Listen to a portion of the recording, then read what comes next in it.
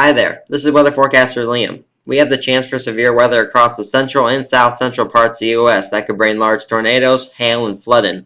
We also have an update report on Cyclone Fanny coming up on TRA Weather.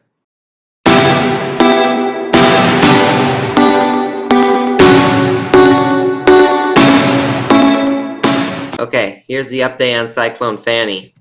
It formed April 26, 2019 and dissipated May 5, 2019. Its highest winds were 130 miles an hour and had gusts of up to 155 miles an hour.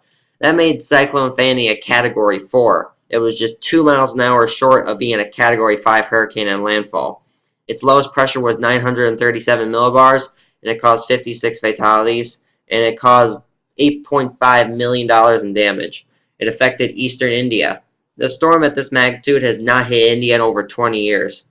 It was truly devastating by the $8.5 million in damage and the 56 fatalities. Cyclone Fanny will go down history as one of the most powerful cyclones to ever hit India. Okay, let's get to that severe threat. We will have a cold front that will be moving through the central and south central parts of the United States. It's going to bring a lot of severe storms with it. These storms will have tornadoes, hail, and flooding. Let's break down the radar for you. This radar is currently at 8 p.m. Tuesday night. And as we play this into motion, as you can see, there's only a little bit of storms in western Oklahoma and northern Texas. We go through the night to about midnight Tuesday. And these storms really start flaring up. A squall line starts to develop in Kansas and Oklahoma. Starting to develop in Texas, that's where the main low pressure system is. We go forward more. As you can see, we have a very strong squall line that will be developing around 5 a.m. Wednesday in the morning. And the low pressure system is over northern Texas, and this just goes all the way southwestern Texas, all the way up to Iowa, even further than that. This radar image does not go that far up. I'll show you that in a moment, though. This is now 10 o'clock Wednesday morning. The squall line is now approaching, I should say, it's in Missouri, northwestern Arkansas. It's starting to leave Oklahoma. It's still in the southeastern part and is currently in eastern Texas. The squall line starts to kind of break up. This radar image is showing, this is the NAM model, starting to break up in Missouri. Still got some in Arkansas, but this is just really severe in Texas. Pretty much the entire state is going to see some sort of severe weather Wednesday morning. Let's go forward again. This is now at about 3 p.m. Wednesday afternoon. The squall line is now approaching Louisiana. It's currently still in eastern Texas and has made its way towards central Arkansas. The squall line starts to dissipate a little in eastern Texas, flares up a little more in central Arkansas though. And as you can see, it's not much left of it in Missouri. Let's go to Wednesday night around dinner time. It really starts to dissipate now. There's a possibility of some miscellaneous cells in Oklahoma and Kansas after the squall line reaches you. But again, the main threat will be this main line here. This is again 8 p.m. Wednesday night, and it's currently in eastern Arkansas. It's made its way to northern Louisiana. There's a lot of Cape in Louisiana and eastern Texas. That's where the majority of the tornadoes will be. Also western Texas as well. The squall line still is in eastern Arkansas. We go forward again, and there's not much left of it at this point. There may still be some in northern Illinois, possibility of some in Mississippi, northern Mississippi, but they will be nowhere near what it was Wednesday morning. And looks to be maybe even another line popping up. Maybe those cells get organized afterwards. Not sure how well that will get organized, but we'll see. And we go forward one more time, and as you can see, those cells don't really get too organized. I just expect those to be some miscellaneous cells. Okay, let's move the radar a little bit to the north. Here we go. This is the north central United States future radar. This is currently about 8 p.m. Tuesday night. You can see those storms developing in southern Kansas and western Oklahoma. Let's go to Wednesday about 3 a.m. These storms get pretty well organized in Kansas and make their way towards northwestern Missouri, and also possibility of some other cells in Indiana and Illinois. I don't expect those to be too severe. These storms, I do believe, will reach to about southern Iowa and maybe some parts of Nebraska. I don't really see the severe level going any higher than that. Let's put this into motion again. And as you can see, there's not much of this. There's some rain with this storm in northern. It's not going to be really on the severe side, though. Let's go forward again. This is now noon Wednesday. And even in Missouri, we got now, there's not much storms besides the southern part, and those aren't going to be too bad either. Let's go forward again. But things get a little interesting. Illinois, you have some severe storms possibility. Not too much. There's not a lot of cape or any available energy up there. Maybe a tornado or two. We'll break that down in a second.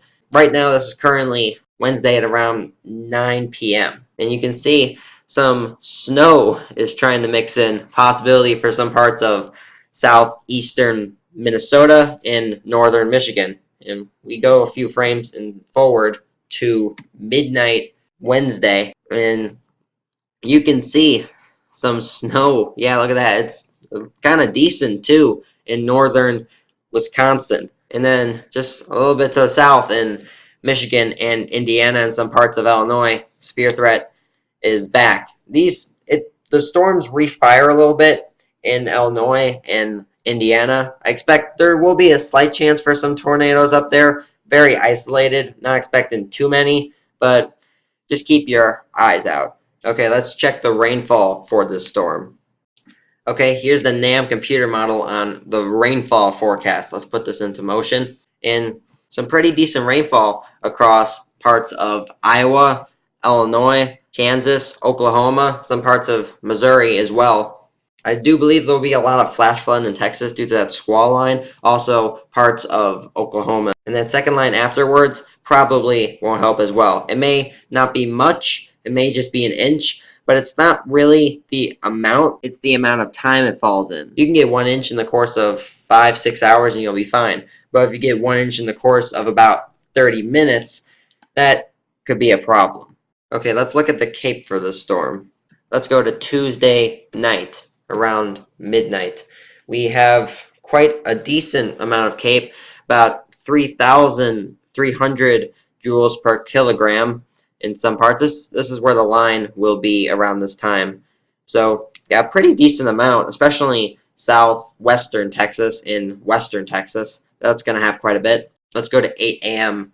Wednesday morning. We still have up to 3,500 joules per kilogram. In some parts of eastern Texas, 2,500 joules per kilogram. That's a lot of cape. That will really help these storms get going. We also have some across Arkansas, Missouri, some parts of Illinois, not too much though. Looking at 1,000, still pretty good, but not as much as 3,800 joules per kilogram. Let's go forward again to about midnight Wednesday. These storms will be around Louisiana, southern Arkansas, and western Mississippi, which you can see still 2,200 joules per kilogram. And we look down here, we can find 5,200 joules per kilogram. Thankfully, it doesn't look like there's going to be any storms around that area at this time. Okay, here's your TRA Torcon. We have a 7 Torcon for much of Texas, parts of eastern Texas, western Texas, central Texas, and south Texas all has a 7.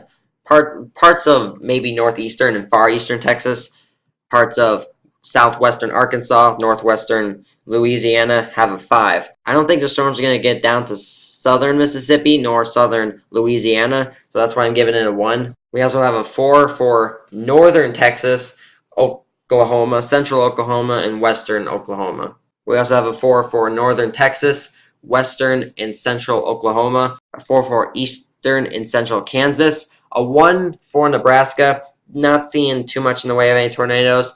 The same with Iowa and Illinois. There's still a 2 for Indiana. I think there's a little more instability there than Illinois, so we'll keep an eye on that. And a 3 for southeastern Missouri, northeastern Arkansas, and Mississippi. Okay, here's about the storm. Tornadoes will be high with this event, and I believe hail will be very high with that first line. Wind will be medium. There's not going to be too much wind afterwards. When that first initial line comes by, you may get gusts up to 30 to 45 miles an hour, but that'll be about it. And lightning will be high as well. And it will be effect for Tuesday night through Wednesday night for parts of, get ready, Texas, Oklahoma, Kansas, Nebraska, Iowa, Missouri, Arkansas, Louisiana, Mississippi, Tennessee, Kentucky, Illinois, and Indiana. And if any large severe thunderstorm watches or tornado watches come out, I will keep you posted with the TRA radio video and any additional information on my Twitter page at TRA Weather. Please leave a like and subscribe to my channel, TRA Weather, and hit the bell in the corner to get notifications for when I have a new video. Thank you. See you soon.